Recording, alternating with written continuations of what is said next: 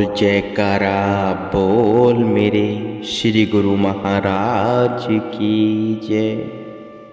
गुरुमुखो श्री श्री 108 श्री सतगुरु दाता दयाल जी श्री पंचम बादशाही जी ने पारमार्थिक सिंहासन पर आरूढ़ होते ही जन कल्याण हित भक्ति के केंद्रों की स्थापना कर संस्कारी वह प्रेमी रूहों को श्री चरणों के संग जोड़ना आरंभ कर दिया था।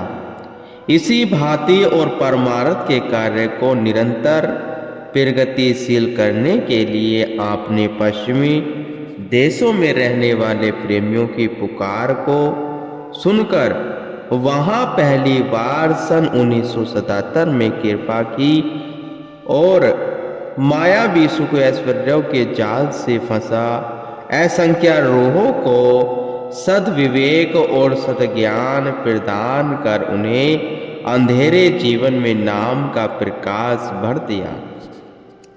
उन्हें श्री परमहंस अद्वैत मंदिर का निर्माण कार्य के लिए सत्प्रेरणा दी ताकि वे सब एक स्थान पर एकत्र होकर भक्ति के नियमों की पालना कर सके और सत्संग का भरपूर लाभ उठा सके। श्री प्रभु जी की अपार कृपा से विदेशों में कुछ एक स्थानों पर भव्य श्री मंदिर का निर्माण हो चुका था। वहां रहने वाले प्रेमी बार बार श्री चरणों में हार्दिक पुकार कर रहे थे कि दया निधान प्रभु अब शीघ्र ही आकर इन स्थानों को अपने पावन चरण राज्य से कृतार्थ कर हमारे भाग्य जगाएं। करुणा सिंधु भगवान के हृदय में करुणा का सागर उमड़ा और आपने Dubai, Spain, London, New York, Toronto में जाने का कार्यक्रम बनाया ताकि वहां रहने वाले प्रेमी जन सत्पुरुषों का आधार वह दीदार पाकर भक्ति से लाभान्वित हो सके। दुबई श्री सद्गुरु दाता दयाल जी ने कुछ सेवकों के संग सन 1987 में मुंबई एयरपोर्ट से दुबई के लिए प्रस्थान किया। संतों के सिरताज श्री सद्गुरु जी महाराज जी ने जब सन 1977 में दुबई में कृपा की तो चाहों और रेत के अंबर दृष्टिगोचर होते थे। पानी, पेड़, हरियाली का नाम न था। सर्वतः रेत का ही साम्राज्य था। पूर्ण महापुरुषों की चरण रज के स्पर्श से उस धरती में अल्प समय में ही अद्भुत चमत्कार हो गया। सन 1987 में जब आपने यहाँ कृपा फरमाई तो यहाँ ऊंचे ऊंचे भवनों का निर्माण हो चुका था। पेड़ पौधे व हरियाली से दुबई का मानो पूरा अस्तित्व ही बदल चुका था। रंग बिरंगी लाइटों की भरमार से दुबई शहर झिलमिला रहा था। प्रेमियों ने आपने प्रीतम को पाकर हर्ष उल्लास से भरे गीत गाकर स्वागत किया। पुष्प मंजीरों एवं हार भेंट किए। आपने अपने मधुर वचनों में जब सबकी कुशलात पूछी तो सबने उच्च स्वर में जयकारे लगाते हुए अपनी प्रसन्नता व्यक्त की।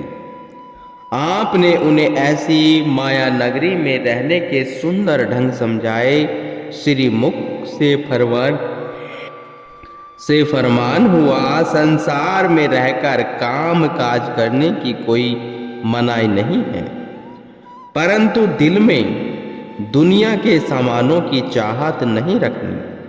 वाणी में भी कहा है, जैसे जल माही कमलो निरालुम मुर्गाही ने शाणे सुरती सबदे भवसागरो तरिये नानक नामो बखानिए। संसार में ऐसे रहना है जैसे जल में कमल, जो ही जल का स्तर बढ़ता है, त्यों ही कमल भी सतह से ऊपर उठता चला आता है।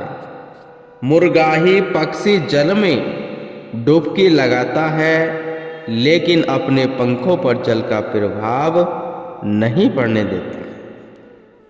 तुम्हारे चित्त में भी मालिक का प्यार हो, सब ओर से सुरती हटकर सद्गुरु शब्द से जुड़ी होगी तो काल वह माया कभी आपको परेशान नहीं कर पाएंगे।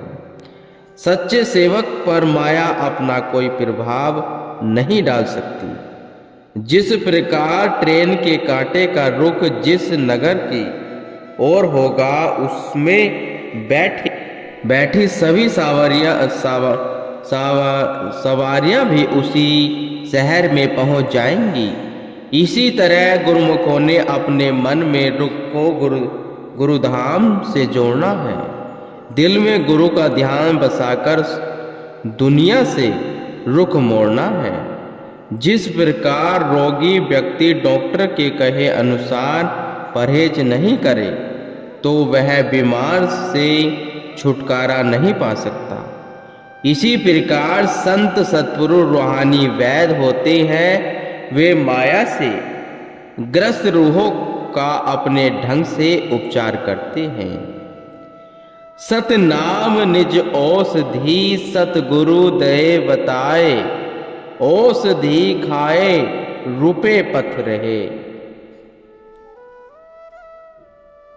ताकि वेदन जाए।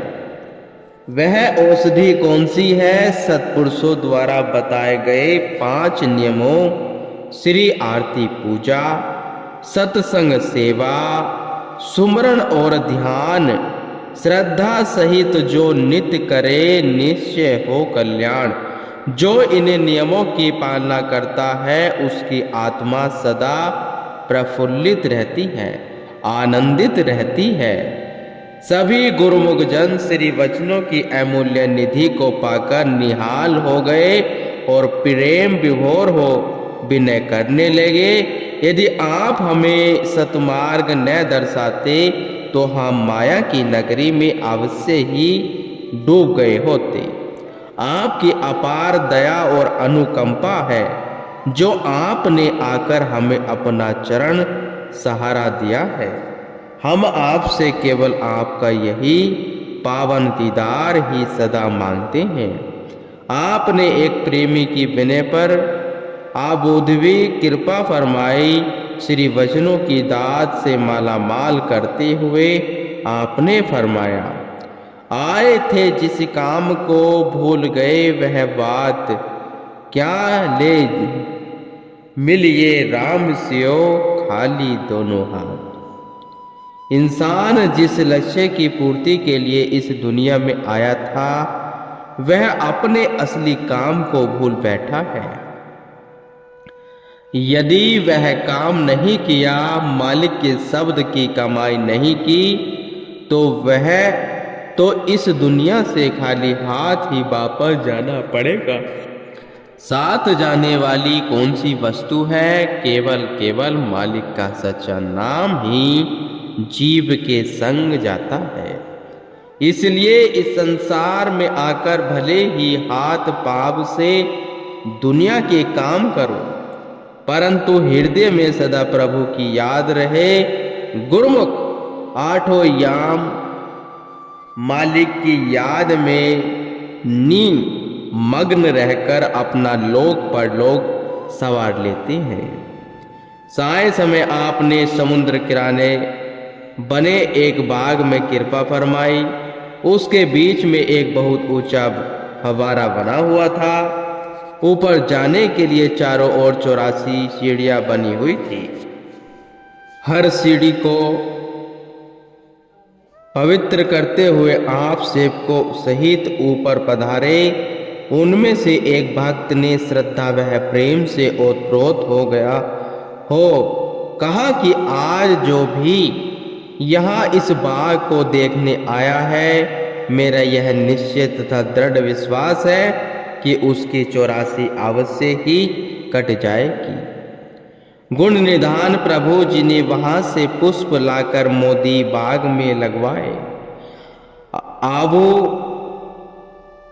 आबुधवी से आपने वापस दवोई कृपा फरमाए। आपने आकर सब प्रेमियों को पावन समय प्रदान कर खुशहाल कर दिया और भारत वापस पधारने की तैयारी करने लगे।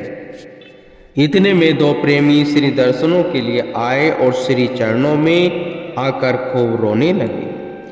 आपने उनके रोने का कारण पूछा तो उन्होंने कहा कि आप इतनी शीघ्र वापस जा रहे हो, अभी तो हमने जी भरकर दर्शनों का आनंद भी नहीं लिया। क्या आप हमारे लिए एक दिन और नहीं ठहर सकते?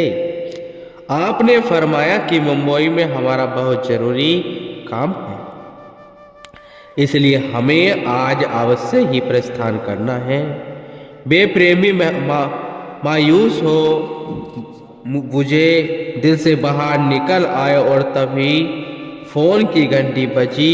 मुंबई से एक भक्त जी ने सूचना दी कि जिस जहाज से श्री दाता दयाल जी भारत कृपा फरमाएंगे, वह उड़ान किसी कारणवश आज रद्द हो गई है।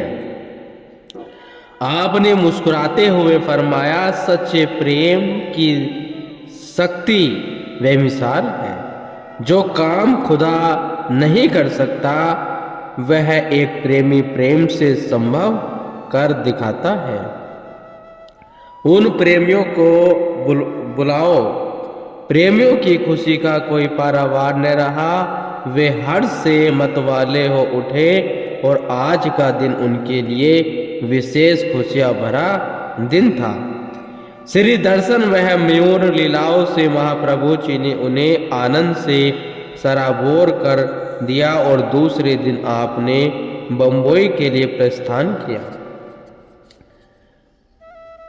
भारतवासियों ने प्यारे प्रभु जी के दर्शन पाकर भव्य स्वागत करते हुए खूब खुशियां मनाई। अगस्त सन 1987 करुणा निधान रोम रोम में बसने वाले भगवान ने कुछ मास पश्चात ही पश्चिमी देशों की आर्थिक पुकार को सुनकर पुणे विदेश यात्रा का कार्यक्रम बनाया।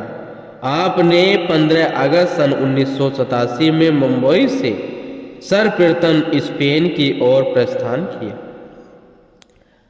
महाप्रभु जी के साक्षात दर्शन पाकर गुरुमुख के हृदय में गदगद हो उठे और उन्होंने श्रद्धा व प्रेम के हार पहनाकर श्री प्रभु जी का हार्दिक स्वागत किया।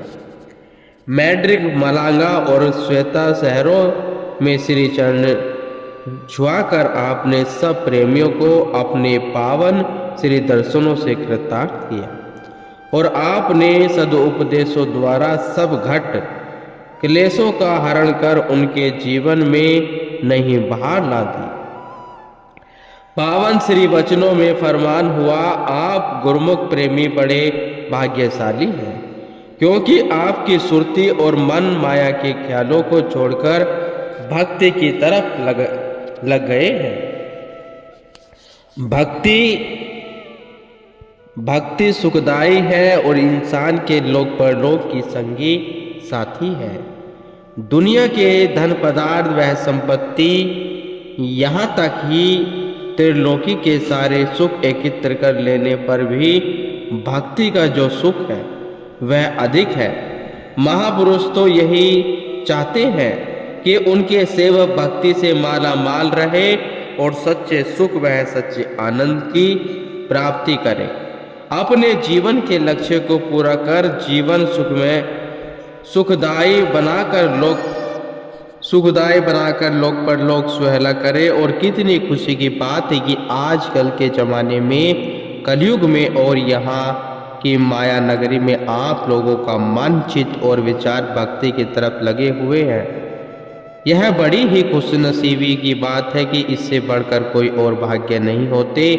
दुनिया में कोई कहे कि माल वह जर को एकत्र करके मैं अपने भाग्य मना लूं, लेकिन ऐसा नहीं। भाग्य तो तब है जब इंसान की सत्पुरुषों की संगति मिलती है और गोस्वामी तुलसीदास जी फरमान करते हैं, ताद स्वर्ग अपवर्ग सुख धरिये तुला एक अंग, तुले न ताही सकल मिली, जो सुख लब सत्संग। अगर वैकुंठों के सुख व एक पलड़े में रख दिए जाए और दूसरे पलड़े में सत्पुरुषों की संगति का एक घड़ी का सुख रखा जाए तो वह वैकुंठों के सुख के से कई गुना बढ़कर है। सत्पुरुषों की संगति में जीव को मालिक की याद आती है, भक्ति में चित्त लगता है। अगर अपने ख्यालों से विचारों से जप तप कर ले, बड़ी बड़ी पदवी प्राप्त कर ले, तो भी वह चीज नहीं मिलती जो सत्पुरुषों की संगति में मिलती है। गुरुमुख